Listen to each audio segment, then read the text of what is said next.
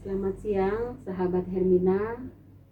Kembali kita bertemu mengenai konselor laktasi, di mana kita bisa mempersiapkan seorang ibu menyusui di masa kehamilan. Nah, awal sekali di mana biasanya seorang ibu sering mempunyai kendala-kendala pada saat proses menyusui, bahkan sampai bertanya-tanya bagaimana persiapannya di awal kehamilan. Nah, bisa kita mulai dari kehamilan di usia 5-6 bulan untuk perawatan payudara dan yang lainnya.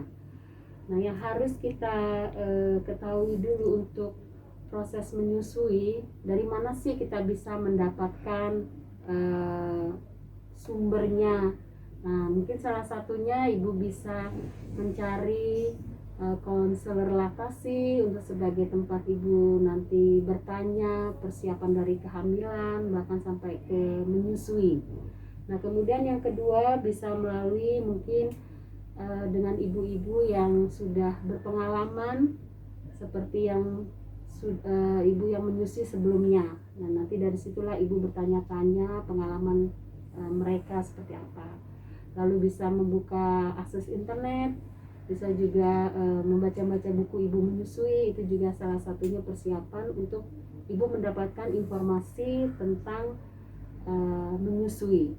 Nah, yang kedua adalah untuk kebersihan payudara, dipersiapkan dari usia kehamilan 5-6 bulan. Seperti tadi saya bilang, salah satunya adalah persiapan kebersihan seperti puting, areola, dan payudara secara keseluruhan.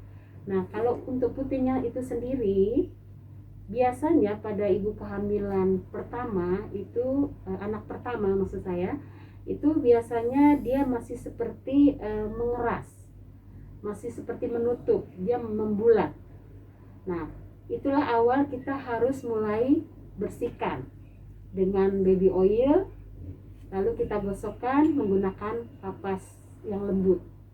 Nah, nanti dengan sendirinya puting ini akan mulai melembut dan sedikit demi sedikit dia akan ada seperti timbul retakan. Itu artinya pori-porinya mulai terbuka. Lalu kadang karena efek-efek estrogen, progesteron itu mempengaruhi area areolanya, di mana mulai terjadi penebalan. Nah, itu bisa kita bantu juga bersihkan. Biasanya areola ini pada saat menyusui akan sebagian atau keseluruhan bisa masuk ke dalam mulut bayi, sehingga kadang membuat area mulut bayi pada saat menyusui bisa kotor, ya. Nah, kemudian baru masuk ke tahap kebersihan sekitarnya. Biasanya pada bayi ibu hamil sering banyak keringat, ya, yang itu mengakibatkan mulai areanya gatal. Jadi setiap hari sebelum mandi itu bisa, atau sesudah mandi pun bisa, kita sering menyeka dari area lipatan-lipatan payudara. Nah, kalau posisinya mandi, itu sekaligus kita melakukan yang namanya masas. Nah, masas itu sendiri, kalau cara prakteknya, kedua tangan kita basahi dengan baby oil, lalu kita memutar dari arah dalam ke arah luar. Jadi seluruh bagian ini akan kena, terpijit. Nah, itu bisa kita lakukan berulang-ulang kali. Lalu gerakan yang kedua, kita sanggah payudara, lalu kita seperti menyisir, semua mengarah ke arah areola dan puting. Nah, itu bertujuan untuk apa sih? Pada masa kehamilan 5-6 bulan itu biasanya terjadi yang namanya perenggangan akibat hormon itu sendiri, bahkan pembesaran dari kelenjar susu ibu sendiri.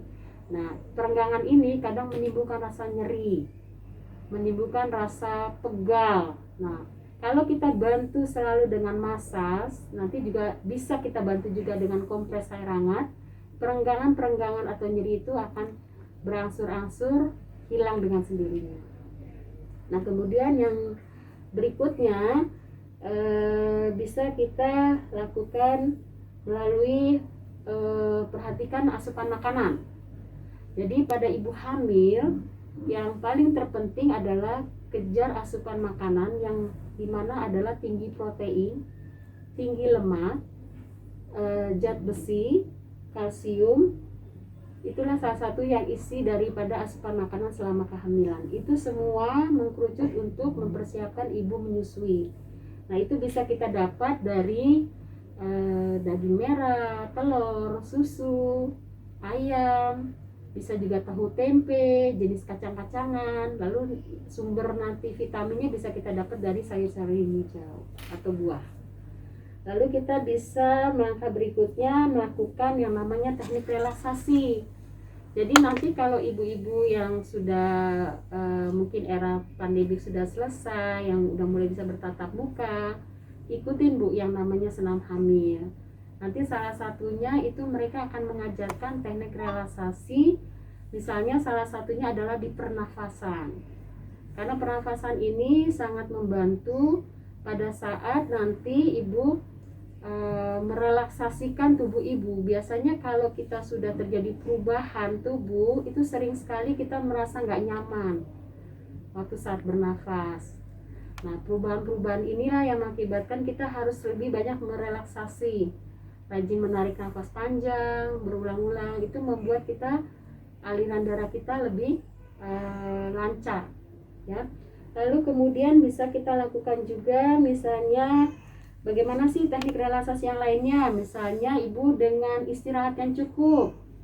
Nah, diharapkan istirahat untuk seorang ibu hamil itu 8-10 jam per hari, sudah cakupannya tidur siang dan tidur malam.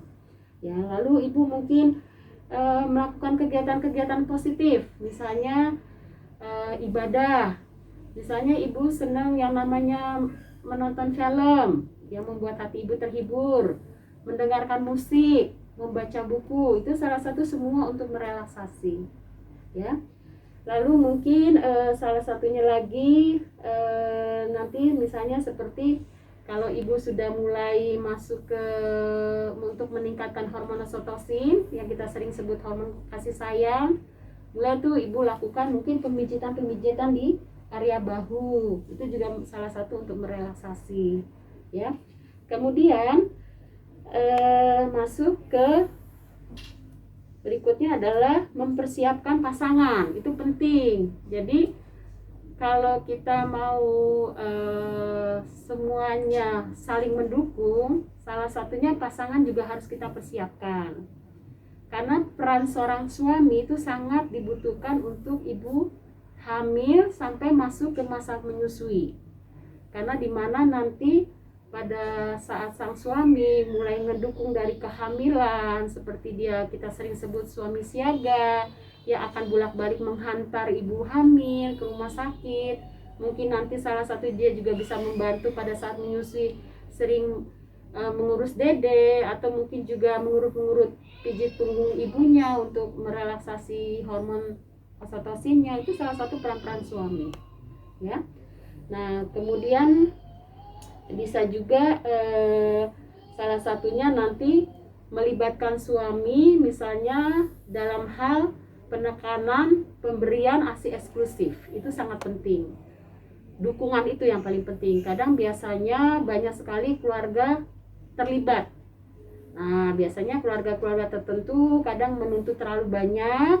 Nah, si suami inilah sebagai penengah untuk tetap menyarankan bahwa seorang ibu itu lebih baik mendapat ASI eksklusif selama 6 bulan. Nah, untuk poin yang terakhir, penting sekali kita harus mempersiapkan perlengkapan apa aja sih untuk ibu hamil menjelang masuk ke menyusui. Salah satunya yaitu bra khusus, di mana ibu mulai mempersiapkan bra untuk ibu menyusui. Nah, kalau ibu perhatiin itu seperti ada jendelanya, itu sangat diperlukan karena kalau payudara itu harus leluasan untuk dikeluarkan atau maksudnya ditampilkan, ya. Nah, kemudian baju menyusui. Jadi kadang ada kalanya baju yang tidak menyusui itu sangat menghalang. Misalnya kaos atau mungkin yang kancing nanggung terlalu pendek, itu juga sangat mengganggu untuk ibu menyusui. Lalu kita persiapin juga misalnya pompa ASI, itu sangat dibutuhkan. Nanti pada saat mulai ASI ibu mulai sangat banyak. Jadi usahakan ASI itu selalu dalam kondisi kosong. Ya, setelah disusukan, kosongkan kembali. Nah, kemudian kalau nanti mulai ibu bekerja ataupun tidak ibu bekerja butuh plastik ASI untuk menampung, kita bilangnya gabak, itu juga perlu ibu persiapkan. Nah, mungkin yang terakhir adalah untuk alat pensterilan. Nah, bisa ibu pakai alami dengan panci stainless, atau mungkin kalau ibu ingin membeli steamer silakan saja. Nah, itu nanti akan berguna untuk mempersiapkan segala sesuatu yang ibu pakai itu untuk harus disterilkan. Nah, demikian untuk sahabat Hermina, semoga bermanfaat ya materi pada siang hari ini. Terima kasih.